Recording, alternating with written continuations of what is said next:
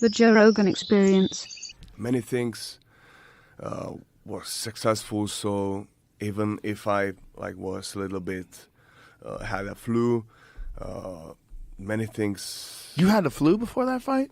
Yeah, for one week, like 5 days, 5 days before fight week, I was in like, how to say that, heat, like body's warm. Fever. Yeah, fever. So, yeah, That's crazy. that was something but every time, maybe I'm a little bit glad for that, because I'm every time trying to push my preparation too much, that I'm every time like hurt myself, or I'm overtrained. Right. So that's why I'm maybe just a little bit glad for that. That's interesting, right? Like it's so hard because you want to prepare so hard. You're so disciplined, so driven, but you can do yourself a disservice. You can go too far, and then you don't recover enough, and then you go into the fight a little compromised. Yeah, that's right. Yeah, we've seen that many times with fighters who just get so enthusiastic about their training. Yeah, because I feel like self-confidence, and still there is something what you can do better. Yeah, every day, and that's my idea of the training life idea, to go better every day, 1% better, 1% better. Even if you can't train, you can sit in a meditation and visualize how you train, how the body is working. But sometimes is the most biggest, like the biggest thing what you can do is just Rest. like you show me the floating. Yes. Yeah, you need one of those, man. If all the people that I know, That's you right. need one. A sensory deprivation tank. Yeah. You should get one of those. Yeah. Because I know you're into meditation. I know you spend a lot of time in dark rooms. That's meditation times 100. That's right. Do you monitor your heart rate every day to see what your recovery's at, or you just go by feel? Feeling. Feeling.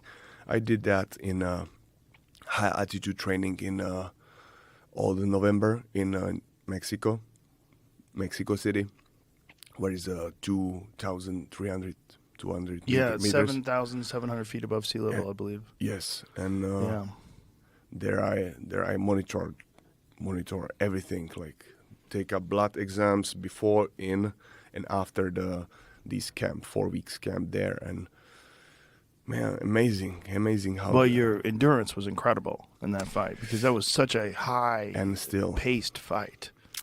And still, I felt like after that flu, I felt a little bit down, but.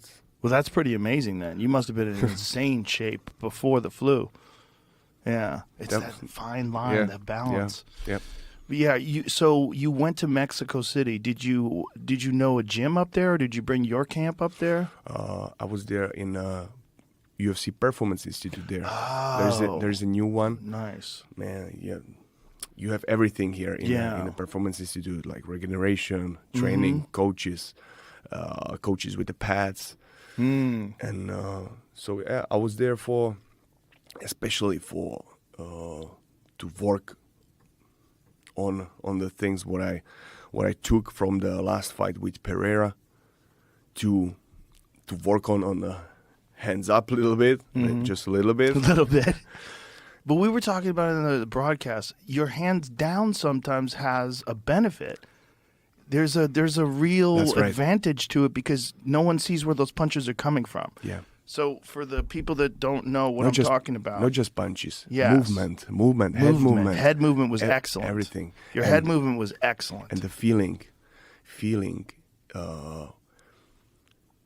with the hands up is another one with the hands down. Yeah, because this is your natural posture. Right. Yeah. So you spend most of the time in this. And it's about just feeling the space, feeling the. I can't explain to another person like this one, because when I am in the flow, like you wanna be in the flow in the fight, some between the flow and uncomfortable, somewhere in the center. So when I achieved this attitude, that's why I don't need to keep my hands up, because this for me means, and for everybody, that means defending. I don't need to defend myself when I see everything, when I feel everything, and but like I understand in this preparation, where I did all the camp hands up, like this gives you the calm in a close distance. In a close distance, it's not so. Sometimes it's not so smart to keep Hands down. Right. Yeah. So, but I'm crazy. range. I'm crazy enough to go through, to be in the moment, to stress my body so much in this situation, to see every movement, every start of the movement of my opponent, that I can react before he starts. And the next level is to try to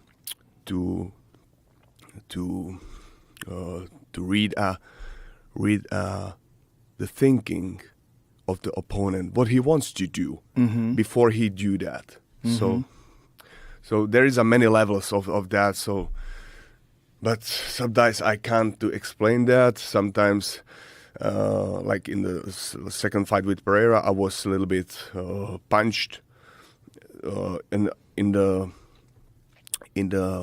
end of the first round. So I stepped to the second round, and I said to myself, I was too courageous and keep the hands down. So that's why it happened. Right, you should have been more defensive maybe to recover. Yes. One thing you said after that fight, you said you have to evolve. And one thing that I saw in this last fight with Jamahal Hill was evolution. I really saw it. You really see it. Like the counters, the head movement and the counters were brilliant. There's one that I put on my Instagram stories. It was so incredible. He threw a punch. You slid slightly out of the way, landed a straight left, and then the right hook that dropped him. But it was so dynamic. It was so fast and precise. I was like, that's a different Jiri Prochazka. Like your earlier fights were always excellent. You always had amazing power and very unusual movement, very difficult to predict. But the sharpness of your counters was on another level in this fight. That's what I worked on. Yeah. To be not just connect to the opponent and react what's happened right now, but little bit be a little bit before what will happen. Yes. Yeah. Well, you're definitely getting better, which is so fascinating.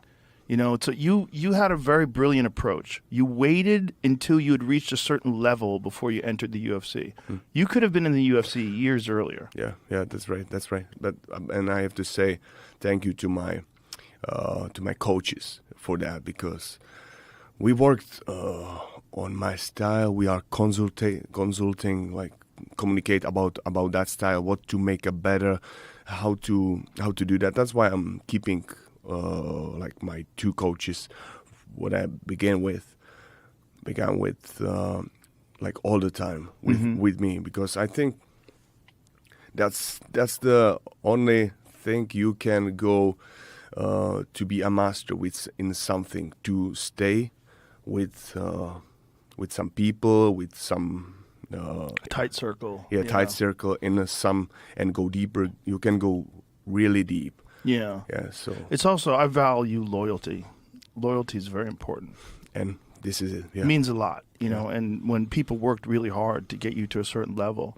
What I like is there's some coaches that they recognize that maybe there's other skill sets they can bring in, so they work with other people as well, you know, but always stay with the people that brought, as long as the relationship is good, always stay with the people that brought you to the game. Yeah, sure, because in the end, you can change whoever, but you have to start again with the same people and go, and again you will go to the same level, to the same problems with these people, because it's not about them. It's always about you, to recognize what's in you. How much tape do you watch? Do you watch a lot of film? Do you watch videos of fights? Yeah. Yeah? I was 5 days sick before the fight. So I just watched the Spartans 300. Yeah, Ong Bak I watched. Ong Bak one. Man, That's wild shit. man, no wild shit, but why? I was really inspired. I was really hungry to see something, because long time I didn't see some good, not good movie. Doesn't matter if it's like good or new, but these old classics of the fighting, Jean-Claude Van Damme with Kickboxer and all these things. Oh yeah. That's what made a spark inside me to a true love for martial arts, because they in that movies they really live that, and they have no other chance to solve their problems just by martial arts and something. So that's why I'm. So you got inspired by movies. Yeah. Do you watch a lot of films of fight footage, like your fights, your opponent's fights? Yeah. But I don't need to. I don't need many times to study that. I just need to like see once. I just see the attitude of the start of the fight, how he's fighting, his spirit, his mindset, how he's thinking, how is the start of moving of his body, how he's reacting for, not just for opponent, for the many situation, for slipping and movement, but everything like a personal. I'm studying that guy. Not, his energy. His energy, his vibe, how he's reacting, how he's react in some situation, like these eye pokes and all these things, like some breaks in the fight every time, because it shows you how he have under control himself all the time. And this is something what Alex Pereira, I don't know what is his story behind, but he handled that. And that's why he is how he is. Now he's starting to be more relaxed, and I wish him to stay sharp. Well, I think he's more relaxed outside the fight, but in the fight, he's always very calm. Yeah. Very calm and very focused. Yes. Yeah. Did you watch your first fight with him before you watched before you fought him the second time? Yes, sure. Yeah, I studied him a lot, but the second fight I little push it too much. Too aggressive? No. I mean, like training.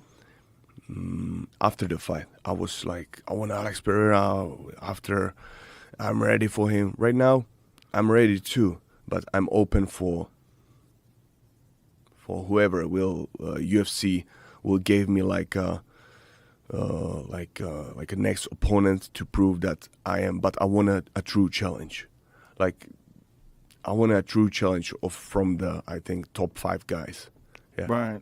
The interesting thing about the light heavyweight division is there's only about 5 really exciting contenders, 4 or 5 really.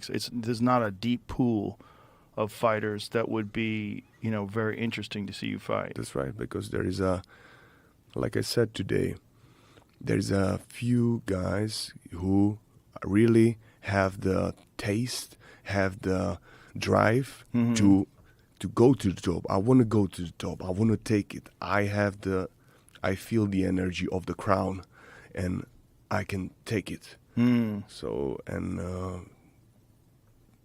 that's why I'm doing that. That's why I'm still talking about that, to be there, because I really feel that I can be the top. And one thing what I needed is that I had to be stable